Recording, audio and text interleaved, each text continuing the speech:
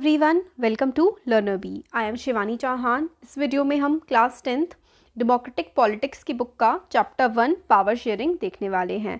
तो देखिए, इस चैप्टर में हमें पावर शेयरिंग के बारे में सिखाया जाएगा। पावर ताकत, शेयरिंग का मतलब होता है बांटना। किस तरीके से हमारे देश में या पूरे वर्ल्ड में पावर का डिवीजन हुआ है या फिर कैसे वेरियस ऑर्गन्स में पावर को बांटा गया है। किसी कंट्री में अगर माइनॉरिटीज़ को पावर नहीं दी गई तो कैसे वहाँ पर इंस्टेबिलिटी आई है, कई बार दंगे हुए हैं, सिविल वॉर्स हुई हैं। इन सब चीज़ों का क्या क्या मतलब होता है। पावर शेयरिंग का मतलब, सिविल वॉर का मतलब, है ना, और वेरियस ऑर्गन्स का मतलब, हर चीज़ हम इसमें देखेंगे। देखिए, बेसिकली गवर्नमेंट के 3 ऑर्गन्स होते हैं। ये वाली चीज़ हम लोगों ने, अगर आपको याद है तो प्रीवियस क्लास में, क्लास 9th में भी पढ़ी है कि गवर्नमेंट के 3 ऑर्गन्स होते हैं। क्या क्या? लेजिस्लेचर, एग्जीक्यूटिव और जुडिशरी। देखिए, जुडिशरी तो जो हम लोग जजेस के बारे में पढ़ते हैं, सुनते हैं, वो होती है judiciary.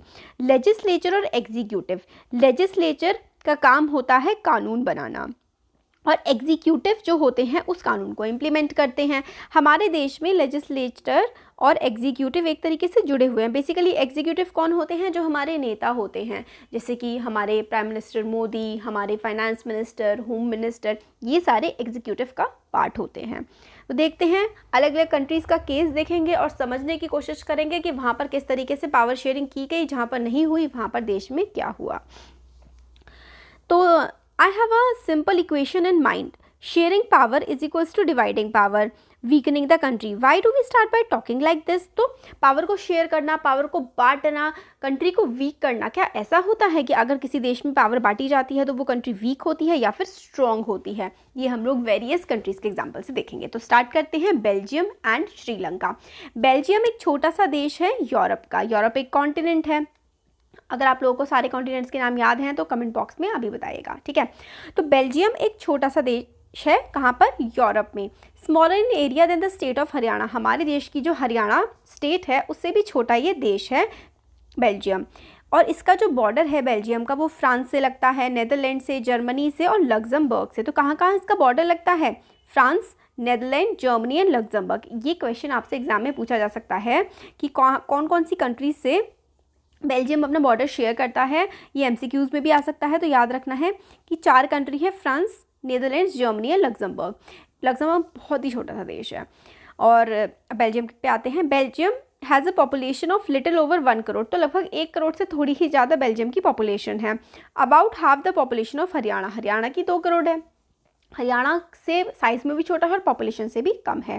The ethnic composition of this small country is very complex. Ethnic composition का मतलब होता है, एथनिसिटी वो चीज़ होती है कि हमारी आइडेंटिटी की कहाँ से हम लोग आते हैं। जैसे कि कोई नॉर्थ ईस्ट का है, कोई नॉर्थ इंडिया का है, कोई साउथ इंडिया का है, कोई अंडमान निकोबार आइलैंड का हो सकता है। तो यही होती है एथनिसिटी या फिर एथनिक कंपोजिशन। देखिए, यहाँ पर हम लोगों को दे रखा है एथनिक का मतलब होता है a social division based on shared culture. तो हमारा सबका जिसका कल्चर सेम होता है उसके बेसिस पे हम कहते हैं कि हमारी एथनिसिटी सेम है या फिर डिफरेंट है।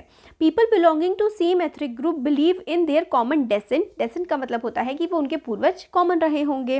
Because of similarity of physical type और ऑफ कल्चर। और बहुत मतलब कई बार दिखने में एक जैसे होते हैं, मतलब सबकी स्किन का कलर एक जैसा है। कोई येलोइश स्किन का है, कोई एकदम फेयर स्किन का है, कोई डार्क स्किन का है ना। हाइट और बहुत सारे फिजिकल फीचर्स से हम लोग आइडेंटिफाई कर लेते हैं कि ये इंसान कौन सी कम्युनिटी का है या फिर कौन सी एथनिसिटी का है। They need not always have same religion और नेशनैलिटी। ज़रूरी नहीं है कि अगर एथनिसिटी सेम है तो एक ही देश के होंगे या फिर एक ही इलाके के, मतलब एक ही धर्म के होंगे, एक ही इलाके के होंगे। मतलब कहीं ना कहीं उनके जो पूर्वज होंगे किसी एक एरिया में रहते होंगे, तभी उन लोगों की एथनिसिटी जो है वो सेम है। तो यही होता है एथनिसिटी का मतलब कि किस एरिया से आप लोग बिलोंग करते हैं बेसिकली। मतलब अभी आप कहाँ रह रहे हैं वो नहीं, आपके पूर्वज जहाँ पर सदियों से रह रहे थे। इस छोटी सी कंट्री की, बेल्जियम की एथनिसिटी काफ़ी कॉम्प्लेक्स है। लगभग 59% of the country's total population, 59% lives in the Flemish region and speak Dutch language. अब ये रीजन याद रखना बहुत इंपॉर्टेंट है और साथ ही साथ कौन सा रीजन कौन सी भाषा बोलता है ये बड़ा इंपॉर्टेंट है, क्योंकि इसी की वजह से ही आगे जाकर के देश में दिक्कतें आती हैं इसमें।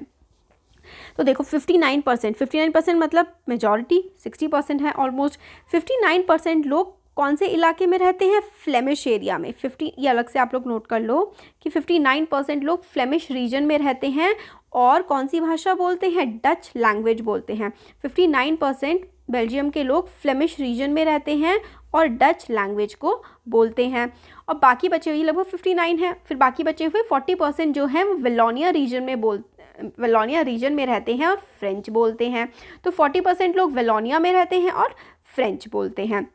59% फ्लेमिश रीजन में रहते हैं और डच भाषा बोलते हैं। और बाकी बचे हुए 40% लोग वेलोनिया रीजन में रहते हैं और फ्रेंच बोलते हैं। रिमेनिंग 1% जो हैं वो 1% ऑफ बेल्जियंस वो कौन सी भाषा बोलते हैं, वो जर्मन बोलते हैं। मतलब जर्मन भी बोली जाती है वहाँ पर, फ्रेंच भी बोली जाती है और डच लैंग्वेज, मतलब 3 लैंग्वेज बेसिकली उस छोटे से देश में बोली जाती हैं। इन द कैपिटल सिटी, जो कैपिटल सिटी है वहाँ की राजधानी है, उसमें 80% लोग जो हैं वो फ्रेंच बोलते हैं और 20% लोग डच बोलते हैं। मतलब जो बेल्जियम की कैपिटल है, और बेल्जियम की कैपिटल का क्या नाम है, ब्रुसेल्स। ब्रुसेल्स में ज़्यादा कौन रहते हैं, फ्रेंच बोलने वाले लोग रहते हैं, जबकि पूरे देश में ज़्यादा कौन है, डच बोलने वाले लोग हैं। यानी कि कैपिटल में कुछ अलग हो रहा है। पूरे देश में ज़्यादा लोग कितने हैं, 59% डच भाषा बोलते हैं और 40% क्या बोलते हैं, फ्रेंच बोलते हैं।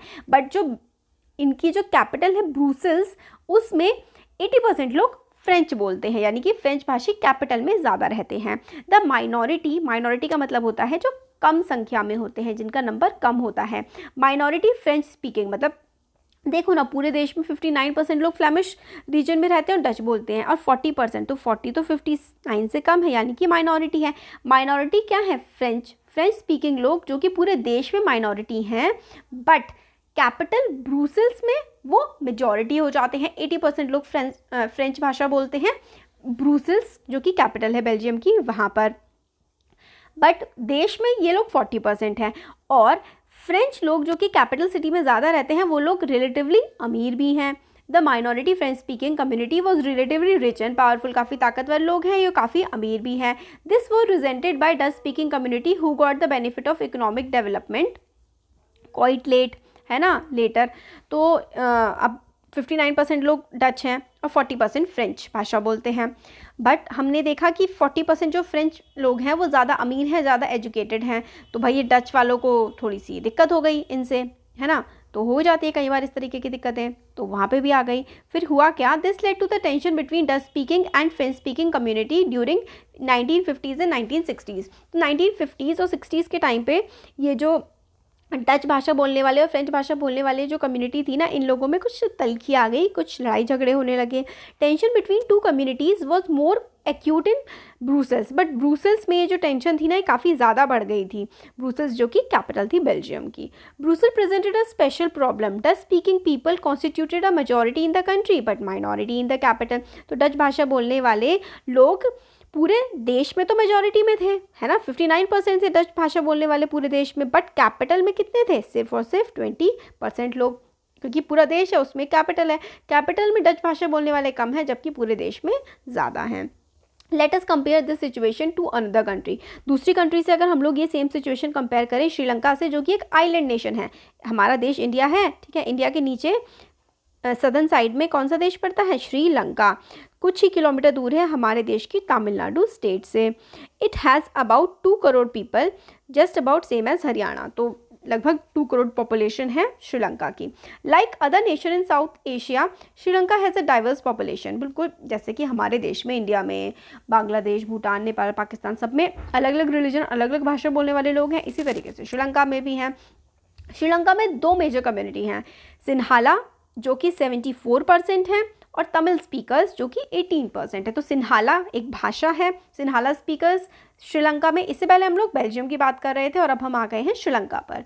तो श्रीलंका में सिन्हाला स्पीकर्स हैं 74% और तमिल स्पीकर्स हैं 18%। अमंग तमिल्स देयर आर 2 सब ग्रुप्स। तो देखो सिन्हालाज हैं, सिन्हालाज जो कि 74% हैं और तमिल्स हैं, तमिल जो कि 18% है। तमिल जो हैं वो फर्दर 2 ग्रुप्स में और डिवाइडेड हैं। ये बेल्जियम का नक्शा है और इसमें कैसे कैसे कम्युनिटीज़ डिवाइडेड हैं।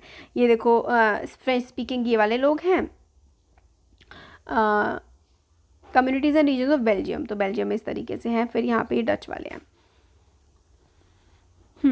तो अब आगे आता है कुछ, देखो यहाँ पर हम लोगों को सिन्हाला स्पीकर्स 74 हैं, तमिल स्पीकर्स 18% हैं। उस 18 में भी 2 डिवीजन है, एक तो श्रीलंकन तमिल्स हैं जो श्रीलंका के ही हैं, और कुछ हैं जो कि इंडिया से आए हुए हैं। The rest whose forefathers come from India as plantation workers during colonial periods are called Tamil Indian Tamils.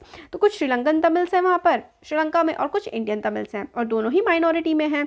As you have seen from the map, Sri Lankan Tamils are concentrated in the northern and eastern part of the country. तो देखो यहाँ पे, देखो यहाँ पर, ये इसमें हमें यहाँ पे देखने को मिल रहा है कि नदर्न पार्ट नॉर्थ वाले रीजन में, और इधर थोड़ा सा यहाँ पर हम लोगों को श्रीलंकन तमिल्स मिलेंगे, और इंडियन तमिल ये देखो यहाँ पर बीच में कहीं पर है, और बाकी पूरे एरिया में सिन्हालीस पॉपुलेशन है, और थोड़े बहुत ये वाले पॉपुलेशन है ये मुस्लिम्स की है।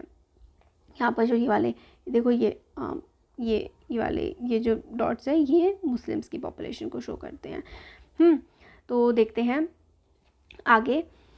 Most of the Sinhala speaking people are Buddhist, ज़्यादातर सिन्हाली भाषा बोलने वाले लोग बुद्धिस्ट हैं। While most of Tamils are Hindus और मुस्लिम्स, तो सिन्हाली भाषा बोलने वाले लोग तो बुद्धिस्ट हैं, यानी कि धर्म भी अलग है।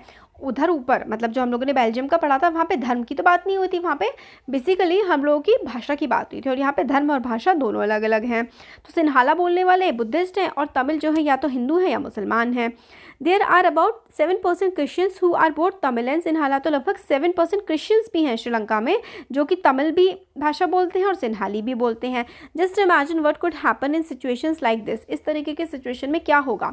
बेल्जियम की Dutch community took advantage of numeric majority and force its will on the French and German speaking population। तो क्या डच ज़बरदस्ती करें, अपनी अपनी चलाएं फ्रेंच और जर्मन स्पीकिंग पॉपुलेशन पे बेल्जियम में। This would push the conflict among communities further, तो अगर एक मेजॉरिटी कम्युनिटी जो कि संख्या में ज़्यादा है अगर वो माइनॉरिटी पर अपनी चलाएगी तो लड़ाई झगड़े होंगे, देश में दंगे होंगे, और इससे क्या होगा, हो सकता है मैसी पार्टीशन हो जाए, देश का बंटवारा हो जाए। Both the sides would claim control over Brussels. अब जब देश का बंटवारा होने की अगर कंडीशन आती है तो हर कोई चाहता है कि राजधानी उनके पास जाए, है ना। श्रीलंका में सिन्हाला कम्युनिटी मेजॉरिटी में है, इवन बिगर मेजॉरिटी है, 74% है, and could impose it's will on the entire population, और सिन्हाला बहुत ज़्यादा संख्या में है और अपनी मर्जी से पूरी की पूरी पॉपुलेशन पे कंट्रोल कर सकते हैं। तो अब क्या क्या करते हैं ये देश, ये हम लोग देखेंगे। तो मेजॉरिटेरियनिज्म इन श्रीलंका,